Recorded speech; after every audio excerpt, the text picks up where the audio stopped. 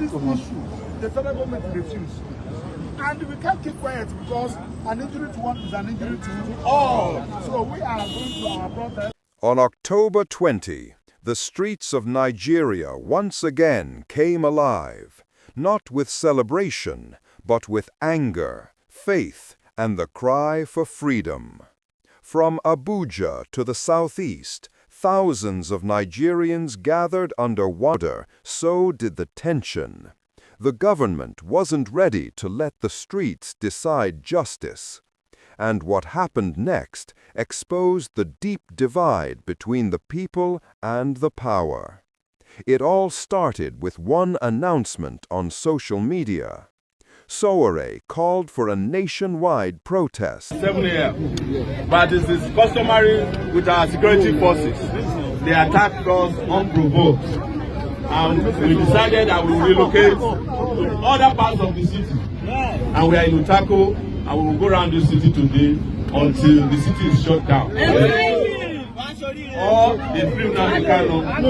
Instead of using the soldiers and our police to fight terrorism, at Sabisa, in Zamfara, Katsina, in Benue, in Plateau, and other places, they are using them on defenseless protesters.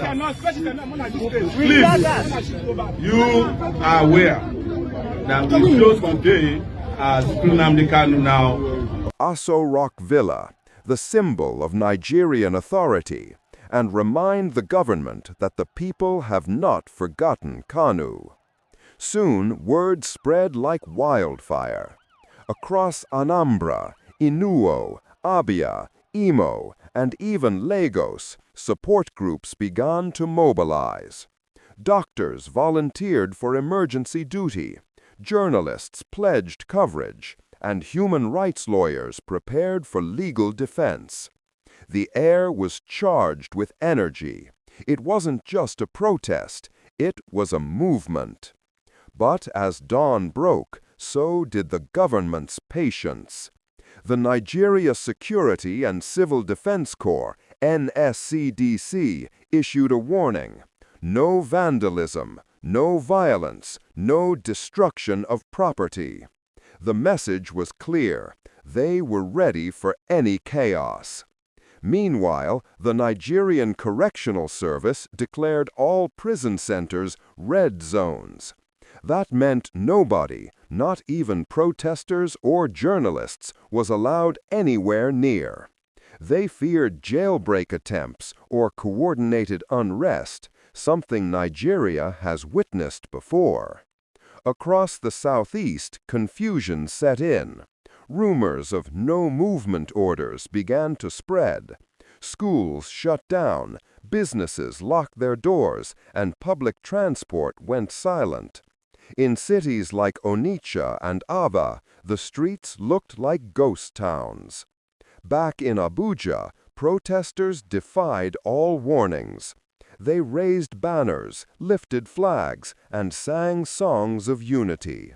Many wore white T-shirts printed with Nnamdi Kanu's face, a symbol of their determination. But as they approached the high-security zone near Aso Rock, police lines tightened. Tear gas canisters were fired into the crowd. People ran for safety, some were injured, and several were arrested. Sowore himself, calm but fearless, stood on a vehicle shouting, "Freedom is not a crime." The world began to take notice. Hashtags like Free Nnamdi Kanu Now and Justice for the Southeast trended across X, formerly Twitter. Nigerians abroad joined online protests, holding vigils in London, New York, and Toronto. By evening, the atmosphere was heavy. The government called for calm, promising dialogue, but many protesters were still missing. In Enugu and Owerri, small groups continued chanting into the night until security forces arrived to disperse them. Some Nigerians applauded the courage of the protesters.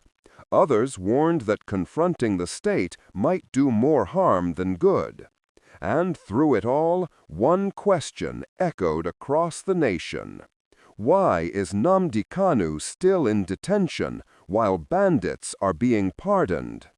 Whether you agree with his methods or not, this protest revealed something deeper about Nigeria, a country divided by ethnicity, politics, and pain, yet bound by one shared desire: justice. For many, it wasn't just about Nnamdi Kanu. It was about the right to speak, to question power, and to demand fairness. And in that spirit, Sowore's call was bigger than one man. It was about freedom itself. October 20 will be remembered not just as a date of protest, but as a day Nigerians once again tested the limits of their democracy. To everyone who stood for peace, unity, and justice, from Abuja to the southeast, this story is yours. And to those watching from around the world, remember, silence can never bring freedom. Shout out to the brave hearts in Abuja, Enuo, Abia, Imo, and every Nigerian who still believes that one voice can shake a nation.